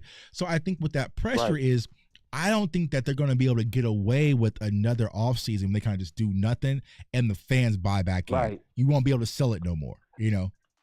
Yeah, you won't be able to sell that no more. And and I want to say this, man. I said this to Wes. This also greatly applies to you. You know, it's a lot of content creators around this time. They go really, have a lot of success on negativity. But your best content creators and solution-based content people like you, this is a time where people that really know how to think and talk through football, they gonna really stand out. Mm-hmm. Because to be honest, when we 12-5, that 12-5 can carry a lot of bad content creators. Facts. You know, because Mm-hmm. you just riding the wave of the success that the team is generating. Mm-hmm. But times like this take thought. This Mm-hmm. takes solutions. You can't be crybaby ass content person Right. or crybaby fan. Like somebody took me wrong yesterday. Uncle Charles, he called in. He was like, "Boss," no, he said on the comments, "You can't blame the fans." I said, "Don't say." I'm not saying I'm blaming the fans, but we have to look at us because we was the one that allowed bad running back doctrine to just have a safe place. Mm-hmm. So am I saying it's the fans' fault? No, I'm saying we need to do a better job during times like this to really present real good quality solutions that can help us win. Mm-hmm. So even though it's bad right now, people that's real solution oriented, that's real football people, boys and girls, they're going to be the refreshing water in a desert right now. Because Mm-hmm. see, to just get through the next 6 or 7 games, if you just want to ride on the success of the Cowboys, you're not going to have no success as a content creator. Mm-hmm. But if you know how to evaluate talent, if you know how to compare Wanye versus Donovan, if you know how to compare the momentum and the flow of a game, and you can really see that Mike McCarthy is likely sabotaging his team, and you can explain it and show it and prove Mm-hmm. it. People like you, people like me, we finna prosper. Right. Because, see, I know what you go do. You go stay full-fledged, focused on honesty, integrity, and solution. Right. Now, people go take you wrong sometimes, just like they took you wrong on the home field advantage. Right. Everybody got you wrong. Not everybody, but most people got you wrong on that. You was basically warning people, don't buy into that. That's Mm-hmm. going to make our team kind of relaxed, complacent. Mike Mm-hmm. McCarthy said the same thing. I worry about success more than failure. You was warning us, but what happened? We were so complacent. We were so drunk off the home field Mm-hmm. that we didn't even understand the motive of why you was warning about the home field junk science. Mm-hmm. So people like you and me and other people that's truly focused on winning, it's going to come through right now because all of our content is going to still be locked in on what it takes. Right. And I agree, boss. And I think the difference is for some of us, we have pure intentions. My sole intention is to make the Cowboys, help them win. You know what I'm saying? Because y'all know, Right. y'all cannot question my fandom. I went out there yesterday and set with the Cooper Rush led offense versus the Houston Texans. You know what I'm saying? So you can't say Jay Tuck is being negative or he's not a real Cowboys fan or he just doesn't care. I care about this team more than a lot of things in life. You know what I'm saying? So I want to find solutions. You care. You from that area. You're born and you know what I'm saying? You care about helping this team win. So if we say something, it's no different than having a homeboy and let's say, for instance, you're drinking too much. I'm just saying, hey, bro, you drinking way too much, fam. It's not that I don't like you, not that I hate you. Hey, bro, you need to clean up and get your act together. And that's the same thing that we're doing with the Cowboys. It's sometimes saying, hey, like you always use that analogy, you need some gum, bro. You know what I'm saying? You're my dog, but hey, here, pop a few. You know what I'm saying? And that was the same thing I was trying to do with the home field advantage. And sometimes it's like we all knew the running back situation. If y'all go back to the Final Word draft show, the very first thing we talked about was the running back situation. We addressed free agents that we should bring in and also who we should consider drafting to help this running back room, right? So, boom, we didn't draft nobody. We didn't bring any free agent besides Ezekiel Elliott. So, going back to my pound cake analogy, okay, we got to cook a pound cake, y'all. We ain't got the ingredients. How do we make this work with what we currently have inside our cupboard? You know what I'm saying? And I think that's sometimes where people get confused or misconstrued. It's like you're saying that, you know, you're a Zeke fan. I'm saying right now, Zeke is the only package of sugar I have to make this pound cake, bro. You know what I'm saying? So exactly. Oh man, goddamn. Oh man, and see that. You know the most frustrating part when you brought up the fact that we did the shows on free agent running backs we should bring in. Mm-hmm. None of us talked about Zeke, bro. No. You didn't have Zeke on your list. I didn't have Zeke on my list. So, but now, for some reason, we are categorized as Zeke stands, Zeke fans, when it's exactly what you just said. Mm-hmm. It's now, this is the only sugar that we have on this team. How do we make a cake out of this? Right. We didn't ask for this sugar. Right. Y'all brought this in here. Right. You know what I mean? Mm-hmm. And since you brought this in here, how do we make it work? Right. I'm gonna say one warning, and I know you got more callers. I don't want to hog. You good, bro? Cook. But I want to warn everybody about something. See, it's bad right now. Mm-hmm. Everybody agree that it's bad right now. But light always come tomorrow. Better days always come tomorrow. I'm still going to warn about when we get into those good days where we officially in the off season, we officially know our draft position. It's going to start being some good news. Mm-hmm. What I'm going to warn Cowboy Nation is be balanced even in the good news, because we go do something like a Belichick. Mm-hmm. And when that happens, Tuck is going to do his job. This is what Tuck is going to do. And this is what I'm going to do. I'm going to say this is the good, but there are some potential risks, right? When we start talking about the risk of front office meddling with Belichick, you know what some people go do to us? Oh, you negative. Oh, let it play out. Let's just be positive. Now, see, when y'all turn like that, now y'all take away Tuck's voice. Now you take away my voice of being strong and saying we still got to look out for front office. Right. Yes, I do like Belichick, but there's a warning over here. Right. See, when those times get good, we got to learn how to be balanced when the news is breaking that we want to hear, that we don't start shutting up voices like Tuck and me because we just want to hear good news. And it's like, it's like, if this season should have told y'all to welcome warnings. Like when Tuck is warning, this is good, but look out for this. This is good, but look out. It's negative. Let me turn it off. Let me unsubscribe. I don't feel good. You're not making me feel optimistic. No, bruh. It's not about that. It's about we got to take real looks at who we are. So this front office shows you who they are. You will be an absolute fool to think that they have fully changed going into a brand new offseason. Exactly. And someone just brought up a perfect scenario for that, right? Mike Rizzo, right? Tyler Guyton needs to be moved to right tackle. So remember, boss, what happened this offseason? Did a film breakdown on Tyler Guyton? Listen, man, he played tight end, he played right tackle. Now left, I would be concerned because he never played the position, right? We went and drafted him. Listen, I like his talent, I like his upside, but there possibly could be a learning curve. Oh, so you being negative, you hate the pick. I can't wait for him to, and just like I'm just and I think for my community specifically, I've trained a lot of y'all to know I always talk about the positives of the player and what needs to be worked on, and I just put it out there, right? So I never talk about what they can't do or what they can do. Here's the good side. Here's what they need to focus on, and here it is, right? But what happened was this past offseason, we just wanted to hear something good. So for Boss or Jay Tuck to kind of say, hey, man, I like Mike Zimmer, but are we going to get the true Zimmer? Oh, yeah, man, he gonna put these people in line. He going to put his defense in line. He ain't going to allow none of that. And I'm just like, well, ideally that sounds right, but you got to understand we are in Jerry's lane. Yeah, it's different. It's different. And so it's different. It's different with us. In the perfect scheme and world of football, Mike Zimmer's a tough, hard-nosed coach that doesn't take no for an answer, and he going to want things done his way or it's the highway. Sound good. It sounds good until you get to a place in Dallas where that owner says, oh, the highway, or it's my way or the highway, bro. You know what I'm saying? Let me clarify that. You know what I'm saying? And then we over here like, well, you ain't them not playing? Right. Well, Carson? It's our guy's philosophy. Right. And so what started happening is you got a mutation of your coaches. So, and see, you was never negative on Zimmer. I was negative on Zimmer. I was always saying be careful of the mutation because this might not be the real Zimmer. Like if we get the real Zimmer and the real Belichick and the real Mike McCarthy, we probably would be way better. Right. But now we done got a mutated Mike McCarthy who now surviving, right?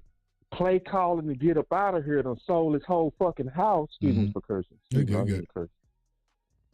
Sold his house, man. Right. You know what I'm saying? He's out of here.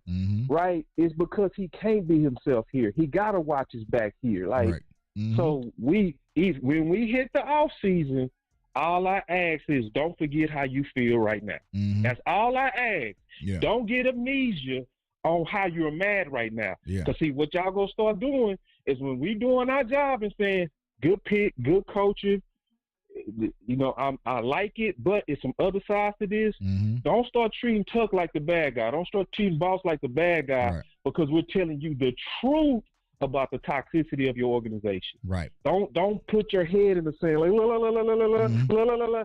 Don't forget how you feel right now. Mm-hmm. If you remember how you feel right now, you're going to be able to take our honesty when we're in off-season. Yep, exactly, right? Because they don't give you your toy. They don't give you probably a little wide receiver to kind of, you know what I'm saying, kind of take away the pain. But remember, you still got some people telling, hey, there's still some work to be done. You know, so there's still a lot of work to be done. Right. Don't take your eye off the ball. Remember how you feel, right? So when we're saying, yeah, we got a wide receiver, but we still need to go to the defensive tackle. Well, Tuck, we fine. We fine. We good. 40 burgers, we back. We back. Like, nah, like you gotta press for more and ask for more, right? And because true championship contenders, boss, they never satisfied. Kansas City's never satisfied. They're consistently working, right? I don't know why we feel like in Dallas we only have one wide receiver. You only have one. We don't need another wide receiver. Just pay CD. But everybody else can have a duo.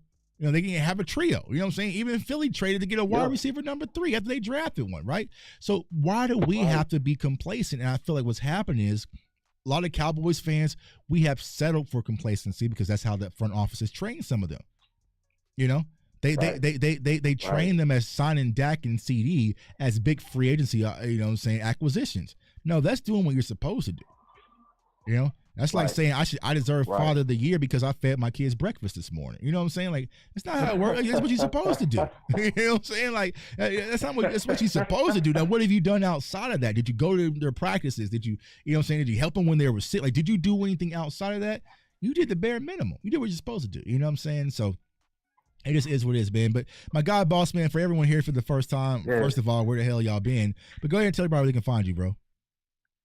Boss Cowboy Sports, man, and I'm glad to see you live, bro. And just keep doing what you're doing. Like, you truly one of the best in the community. Appreciate you, bro. So just keep it up, bro. Like, this is the time more than ever that we need to hear from Tuck. I swear to God. Like, it's a whole lot of people that's good, but the people that I know go stay focused on what needs to be winning, you won for sure, bro. Keep doing it. Appreciate it, bro. Like I said, man, I appreciate the pep talk because I was about to chill, man. I was about to turn on my video game and just kick back and relax. But boss like, nah, we need you, bro. You got to get to work, man, because I think Cowboys fans really need the truth and to keep their spirits high. You know what I'm saying? Even though I don't think we're going to be going to the playoffs or anything like that, right?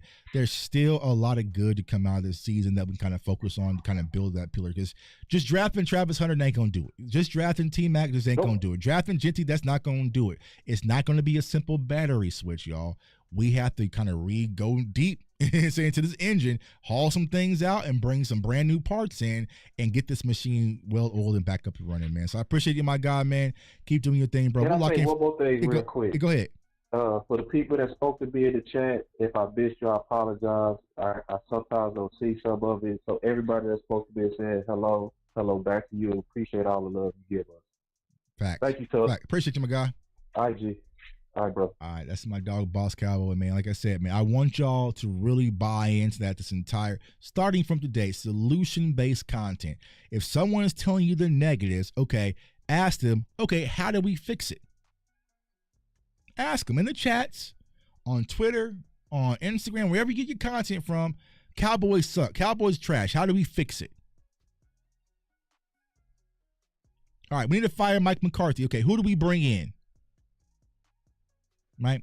You don't like this draft prospect. Why? Show me the film. Y'all ask me stuff like that all the time.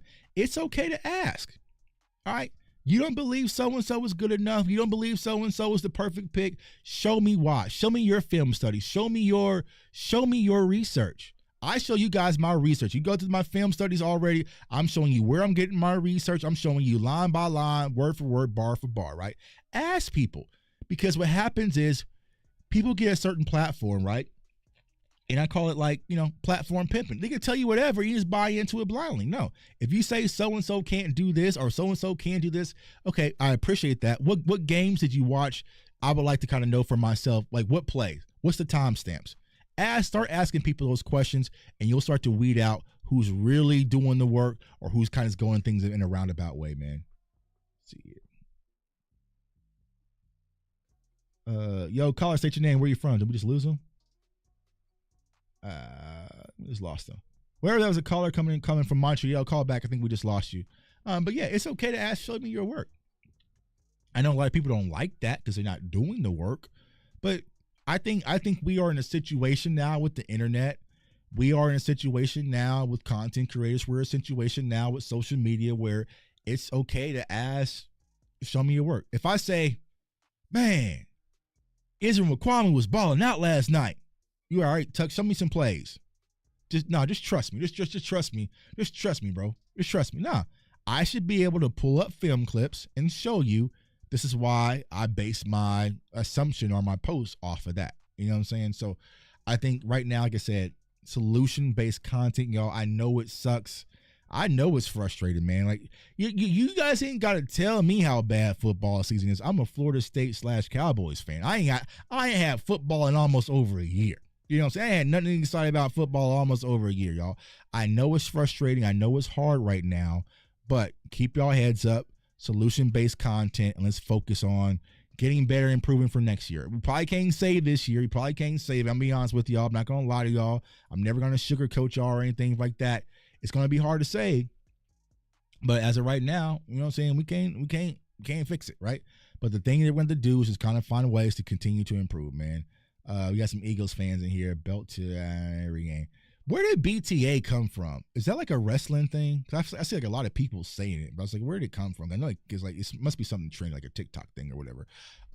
Yeah, go ahead. Seminoles fan as well, bro. Yeah, we ain't had football in over a year. We ain't had nothing to be excited about in football over a year. All right, you know what I'm saying? I feel like Florida State got screwed out the playoffs last year, and then okay. So what do I think about Mingo? I think he's actually good. Full season with Dak. Full season with Dak, we may have pretty happy with him with the CD combination. So here's what I'll say about Mingo. Because I watched him just live, just watching some reps, right? Watched his releases. Now I didn't go to the film. I literally just got home an hour before I got live, right? So we'll go to the film. But I like his size. I like his athleticism. It's just putting it all together. I feel like Mingo is a good Gallup guy. You know what I'm saying? Like a good Gallup guy. But I still want another wide receiver that can really press. I want a wide receiver where I have people in the chat saying he's better than CeeDee Lamb. Like I want that. Like I want somebody that can really press CeeDee Lamb because I feel like that's going to help, especially as our Z wide receiver, right? Because CeeDee likes to play in the slot, right? I feel like Mingo or Ryan can be our X guy. Not sure what the future is for the Tolberts, right? To be honest with you, but I would really like a wide receiver opposite of CeeDee Lamb that is a full-fledged guy that there's no question marks, right? And you know, I did the film on Luther Burton out of Missouri. I'm gonna do T-Mac here this week. I got a few other wide receivers. I'm gonna do Travis Hunter, and I'm also gonna do, who do I have? Mason Graham. I know a lot of people talking about Mason Graham. So I got some guys lined up draft-wise we're gonna get to this week. But yeah, I really want a wide receiver. I want a wide receiver one across from CeeDee Lamb. That makes sense, right? Because like you have it, right? You have Tyreek Hill and you have Waddle and you have, you know, Smitty and AJ Brown. Like you have like that quality. You want a dynamic duo. I don't want a CeeDee Lamb is up here and then you have a Jonathan Mingo down here. I want CeeDee Lamb and then T-Mac and then Jonathan Mingo. You know what I'm saying? Like, and I don't see the big issue of what's the problem with that. Like, people ask like you're asking for too much. You're not asking for too much, right? You can really go out there and make it happen because you're seeing that around the league where these quarterbacks are getting weaponed up and they're making life easier on their quarterbacks, right? You know, Justin Herbert doesn't have to be the hero Justin Herbert anymore. Josh Allen, even though he took off and played phenomenal versus Kansas City, he doesn't have to play hero ball anymore. Why does Dak Prescott in this offense have to solely be relied on Dak Prescott in his arm, throwing 40 times a game and just making things happen? If you want Dak Prescott to be that guy, right, then that's why I might pivot to a lot of people and be like, okay, well, Dak Prescott's not the future quarterback in Dallas. He's not the guy for that, right? He's not a guy I can say, you know what, Dak, just go out there and throw 50 times a game and we're going to go out there and be undefeated or be one of the top teams in the NFC. You have to go give him weapons to make life easier on him, especially if you're not going to have an offensive line around him. If you're not going to have an offensive line around him, least you can do is go get him some weapons, right? And I think the thing that I really want to focus on, we'll focus on it on this channel, is the tight end room, y'all. Jake Ferguson, I had huge expectations for Jake Ferguson, but it just hasn't turned that curve that I was expecting with Jake Ferguson. So we're going to put Jake Ferguson in the spotlight, right? We're going to put all these players in the spotlight and say, hey, man, do we need to go draft another tight end? Now, there's a guy out of Iowa, tight end U, we'll get to. But if he's there, I'm snatching it, right? There's also a guy in Penn State as well. So I know he's a lot of Penn State fans, right? So if there's some tight ends out there, y'all know me. I'm a tight end whisperer. I'll definitely go get me another one without zero hesitation. But overall, man, like I said, keep your head up. Keep focused, y'all. We got content coming on this channel, but other channels, I'm going to have more live guests coming on because, like, you know what I'm saying, I think getting guests and getting other outside opinions coming in is going to help even more. But I appreciate y'all, man. Tune into the channel. Subscribe to the channel. Turn on the notification bell. Share the content. They shadow banned us for a little bit. We're gonna have a breakthrough, man. They try to get us up out of here for doing all the film sessions, but we're gonna keep on rocking, man. So I appreciate all you guys and support, man. All the super chats, everything on support, man. I love you guys, man. All the love that I get at the stadium, man. I got so many people like, yo, Tuck, bro, keep rocking, man. People will come up to me, shake my hand, take photos, all that, man. I'm definitely appreciative. I love y'all all, man. Never take y'all for granted. Now, y'all see me talking online. But when I'm talking online, I'm not talking to y'all. I'm talking to the haters, bro. I'm talking to the haters that act like they can threaten me to never show up in Dallas and do all this stuff. I'm talking to them, right? But for y'all, man, I always love what y'all do, man. Keep the content coming. We're going to continue to push, man, and we're going to continue to rock. We're going to do what we do, man. I started this channel in 2020. You know what I'm saying? I came in the game under a worse Cowboys. Well, I don't say worse. Yeah. I don't know. Was it 2020 team? No, 2020 team wasn't this bad. This team was bad. You know what I'm saying? But I done content under worse situations. We will be perfectly fine. We're going to continue to thrive, y'all. And I guarantee this time next year, we will be bouncing back stronger than ever, man. So it's your boy, J Tuck. Comment, like, subscribe. Turn on that notification bell so you do not miss out. We got draft content, film breakdowns, all that fun stuff, and some special guests. I'm probably going to call my dog Dez, because Dez is as pissed off as I am, man. See if he can come on the channel. We can talk a little football, man. So I want everyone to stay safe, stay blessed, stay encouraged. And before we go, here's a quick word from our sponsors and BetUS. Peace. This video is brought to you by BetUS Online Sportsbook and Casino. And right now, BetUS is offering exclusive deals. So go over to BetUS, use the code YouTube150, and they are offering 150% up to $2,000 bonus deposit on your first deposit and 125% on your next two. So if you want to win money this NFL season and use free money, you cannot beat free money. Go over to BetUS, use the code YouTube150, and let's get this money game.